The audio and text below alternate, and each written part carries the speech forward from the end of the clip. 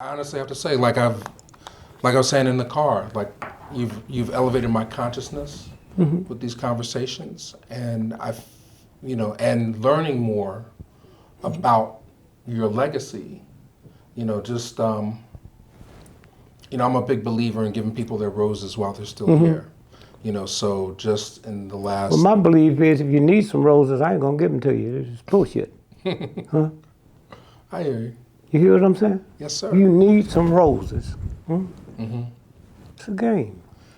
I'm just happy to know that Joe Morgan feels the way. I mean, people call me and tell me the stuff they saying, and then I'm just happy to know that that they putting the money into it. John Legend. What I didn't know, that there's few people ever had a play about them and they're still alive. And that creates some other problems. Because a friend of mine went to see it last night. See, I can't go see it till a certain time. The premiere night. And she said, wow, God, he have studied you. I said, yep. Now, when you come in there to see Turn Me Loose, you're going to see Joe Martin. So if I'm in the room, that fucks this shit up. Because people's looking at me and not him. That's why I just can't get up and go. So they got a time I'm going. It's the red carpet. And then time for my family to go. And they raised $50 million. It's in a theater that seats 120 some, off Broadway. And then they'll get the reviews, and if it's hit, they'll move into Broadway. Thank God that there's folks out there that will hear this alive and feel it. You know, what it's like to be there when they're sitting out there waiting to kill you. You've had so many accolades. I mean, you can't let it go to your head. I ain't never let it go to mine. Niggas made me. If it let it go to my head, you wouldn't be sitting with me. You had to go through bodyguards and go through white folks. Huh? I'm listed in the phone book. Always been. Huh? Always been. Listed in the phone book. Right. Huh? Black folks made me. Huh? They came and listened to me when I was making $5 a night. And when they got through, I was so funny, they pushed me all the way downtown where they couldn't afford to see me. That's why I go back. That's why when the government, Kennedy, cut off the food stamps in Mississippi so the black folk couldn't vote, I went and picked it up. Had 70 tons of food every 2 weeks and paid for it out my pocket. Okay? And then the government got scared and said, well, we're getting bad press. Entertainers doing that, so they cut it off. That's the game. I was just reading one of your books, The Shadow I Fear. Scares me. Scares me. What exactly is the shadow? Is it the United States? Like there's a picture of the Statue of Liberty on the cover. Is that the shadow, or is it what's that? Do you remember what that's in reference right to? there. Right there. The shadow that scares me.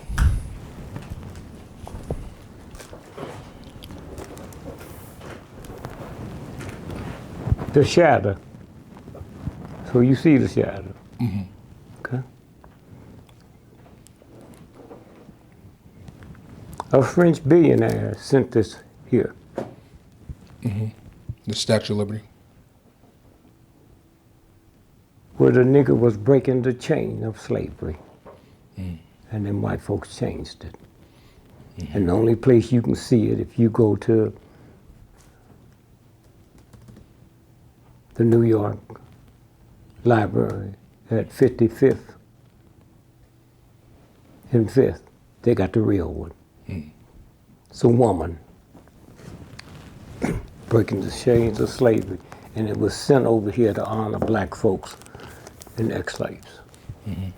That's what I say. Well, there's a chapter in here, America is My Momma. Mm-hmm. I mean, can you speak to that? Because so many really like genius level black artists left America, at least for a time, because of the oppression. But what do you mean by America is My Momma? I don't know nothing else. I wasn't eating chitlins when I was in Africa. I wasn't eating watermelon when I was in Africa. Huh? I wasn't wearing zoot suits when I was in Africa. I wasn't getting my hair cut when I was in Africa. This bitch is my mama. And yours too. Except I know it's mine. Mm-hmm. That's all I'm saying. Mm-hmm. That's all I'm saying.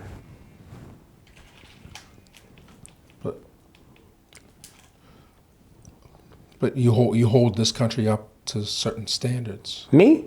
Well, you fought, certainly, for civil rights, for truth. Not for this country, man. You're getting really nasty now. I'm sorry. You ain't gonna have to be sorry. I'm just listening to the shit you say. Read the motherfucker. I have. Huh? I have read it. And you think I'm holding it up? Huh? Whew, man, you scare me. I was born just as ignorant as you was. With a mama probably more ignorant than yours. And so don't make like I did something you couldn't do. And them niggas in Africa was doing shit over there with no Harvards and no Yales. Huh? I just told you with the book what the Statue of Liberty really looked like. And that's the shadow that scares me. Huh? Yes. Okay? It's a game. Okay. But you meet people out there that need your level so they can break to another level. I think that's what's happening. I think people they're watching all of this. They're really tuning in and. The time is over. You don't hear that because you part of this shit. You don't hear it.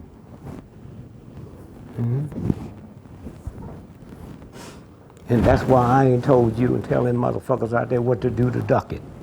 Because you're not ready.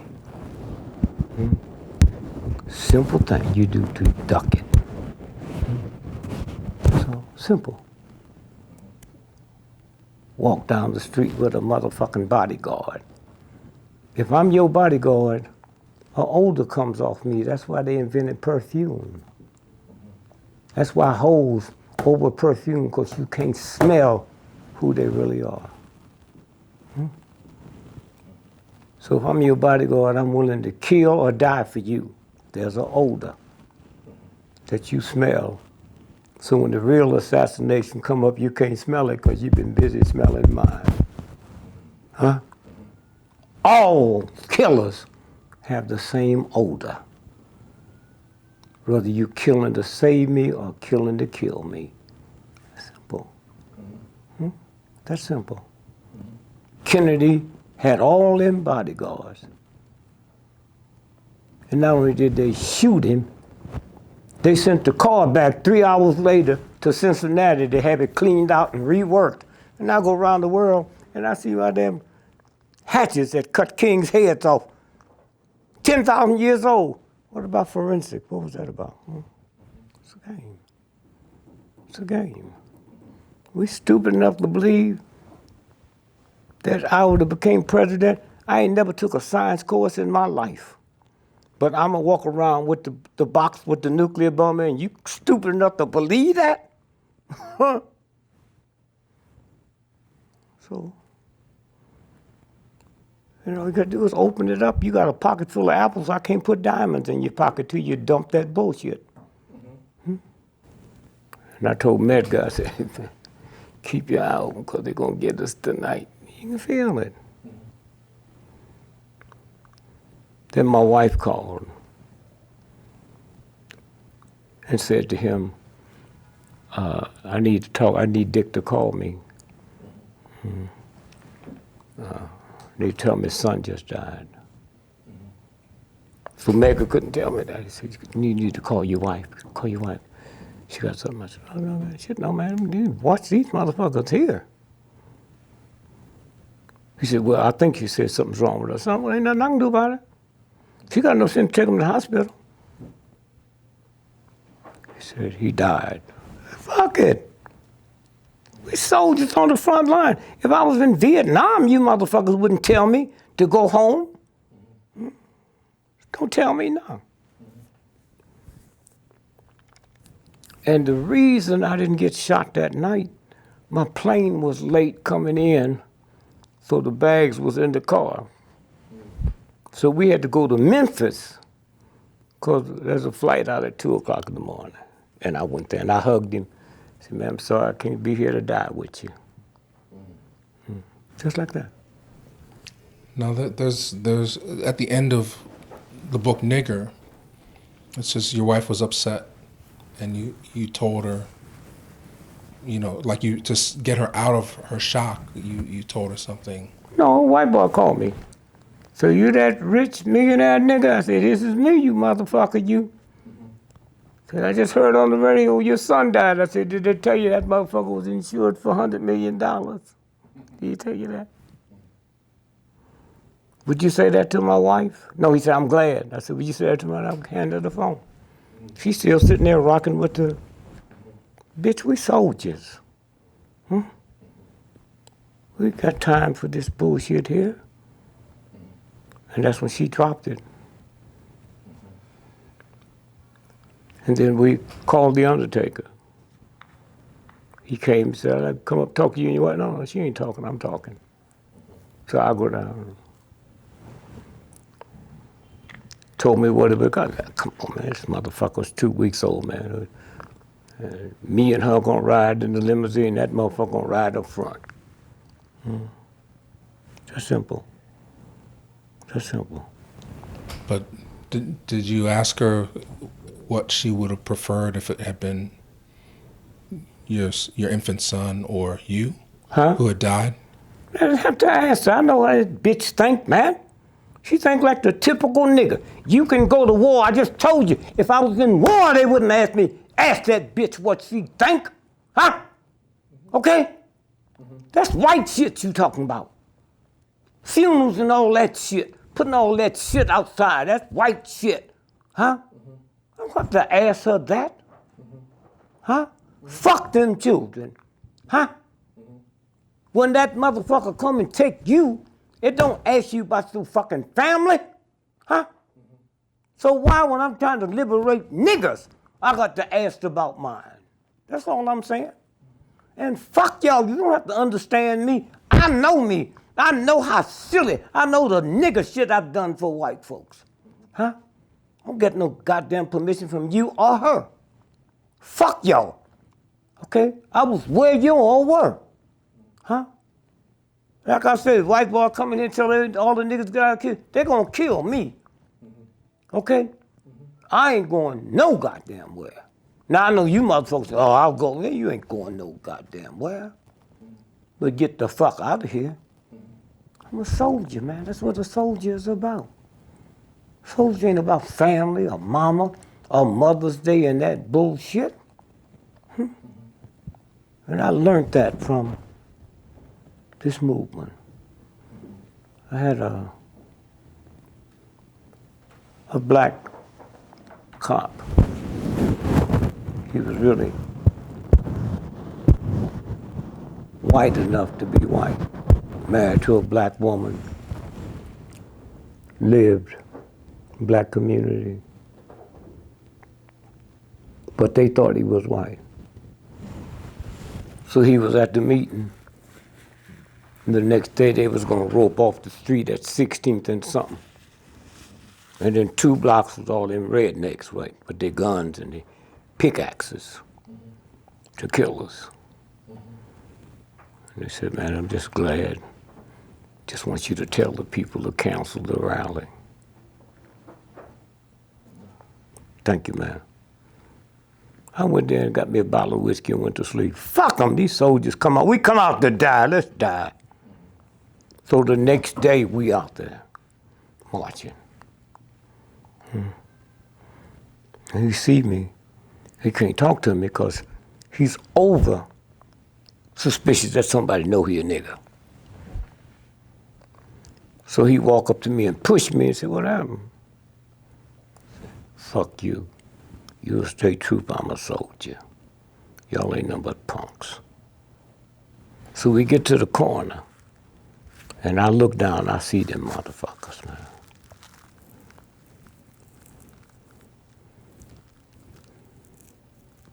See, the movement was 70% black women, because the men couldn't show up till the weekend when they wasn't working.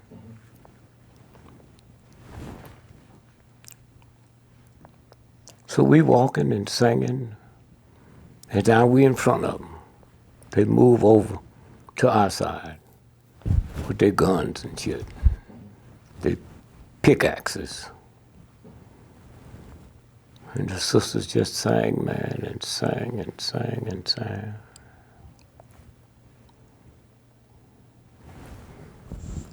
So all at once I see this funny look in one of them's face. Mm-hmm. And I saw this fear. And I saw fright. And I saw these motherfuckers dropping their guns and shit. Why? Because when you're not scared and you're not full of hate, the motherfucker saw the Spirit of God coming out of us and got the fuck out of there. That's what it's about. And one time we in Dallas and the FBI come up and say to me, said, so-and-so have broke out the jail in Dallas and he's gonna come here and he's gonna kill you today. We'd like for you to counsel. I say, fuck you, why don't you go get the motherfucker who gonna kill me? You come all the way down here to tell me, fuck you. So I had this little punky ass son. He liked to flirt with the girls and play during the march.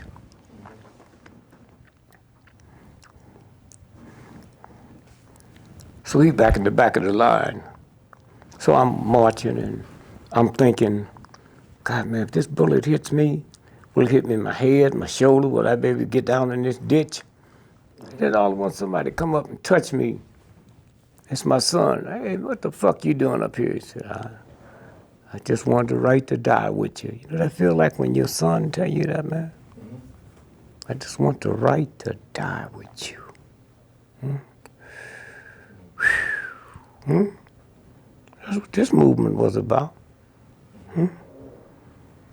Are you ready?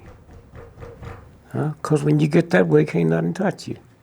Can't nothing touch you at all. So that's what this shit is about, man. I've been so happy. Well, you know, I can't wait for more people to see these and for people to go see the play. You know, I know you don't like compliments, but I have to say you're a living legend. And no, I don't mind that. I'm just saying you already told me that. So how many times you gonna tell me? A lot of what I talk about, what film is, and how it's used to perpetuate white supremacy and the persistence of whiteness.